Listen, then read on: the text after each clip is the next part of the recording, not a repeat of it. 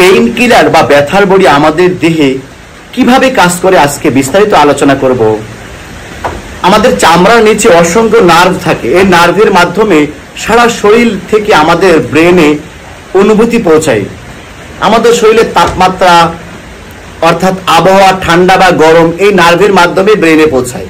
স্কিনে আঘাত বা চোট সবই পৌঁছায় এই নার্ভের মাধ্যমে। কোনো কারণে এই নার্ভ যদি সমস্যায় না পৌঁছায় তবে ব্রেন বুঝতে পারে না।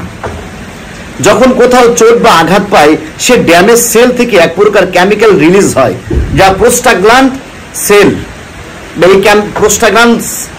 প্রোস্টাগ্ল্যান্ড নামে কেমিক্যাল রিলিজ হয়। এই কেমিক্যাল ব্যথা ফিল করার জন্য দায়ী। এই কেমিক্যাল রিলিজ হওয়ার সময় আমাদের নার্ভ তা বুঝতে পারে এবং এই ব্যথার অনুভূতি ব্রেনে যে সিগন্যাল দেয় এবং তখন ব্রেন বুঝতে পারে আমাদের চোট বা ব্যথা সম্পর্কে। কোনো কারণে ব্রেন না পৌঁছালে ব্রেন জানতে পারবে না ব্যথা সম্পর্কে। আর এখানে আমাদের অ্যাসপিরিন কাজে লাগে। পেইন কিলার আমাদের নার্ভ ইমপ্লান্টস এর ফ্লোকে স্লো করে দেয়, এই নার্ভগুলোকে নিস্তেজ করে দেয়, যার কারণে ব্রেন বুঝতে পারে না। এই কারণেই যখন ব্রেন আর ব্যথার অনুভূতি পৌঁছায় না তখন একসময় এই পেইন আর থাকে না। এইভাবে আমাদের সমস্ত শরীরে পেইন কিলার বা ব্যথার বড়ি কাজ করে থাকে।